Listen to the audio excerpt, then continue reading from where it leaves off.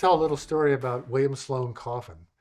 And this story is parallel or in the time in terms of my life and particularly impacted my life in the same way Muhammad Ali did. And I told a story about Muhammad Ali and resisting the draft at the time when I was trying to decide what to do about the draft myself because I thought it was unethical to hold a 2S student deferment and avoid serving in Vietnam if it was a war that the United States should be engaged in, legally or morally, um, and wasn't. But I was having to decide what to do about that. And I had, on one hand, I had the example of a man like Muhammad Ali refusing the draft. And on the other hand, I had the example of the person of William Sloane Coffin, who was the pastor at Yale University in the 1960s and 70s, who was encouraging young white men like myself to resist the draft. The idea was that if enough middle class white kids resisted this war, it might actually make a difference, that a, a large protest by of refusal of people like me to go in that war and also maybe go to jail uh, would affect U.S. policy and help end that war. During the 1960s, there were two voices that I listened to, I think, in terms of moral guidance more than anyone else. One was uh, Reverend Martin Luther King Jr., and the other was William Sloane Coffin. And the reason I listened to them so much is they impressed me because they would speak with this wonderful moral imperative about what was right, what was wrong, usually about war and peace or civil rights. And then they would follow whatever they said with an action.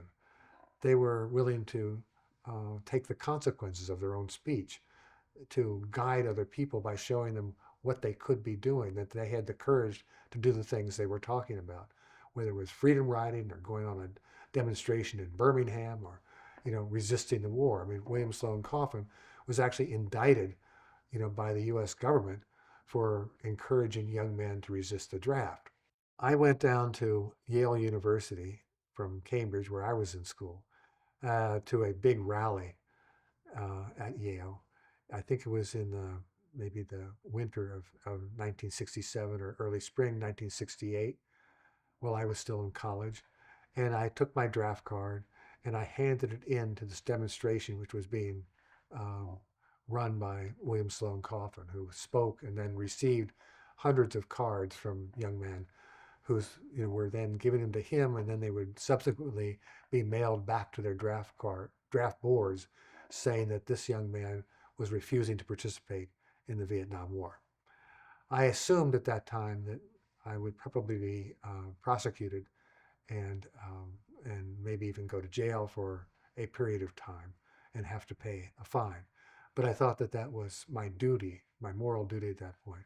William Sloane Coffin was the person who gave me the both the kick, you might say, and the courage to make that decision and realize that something would be missing from my life if I failed to do that at that point, to stand up for what I believed was the right thing.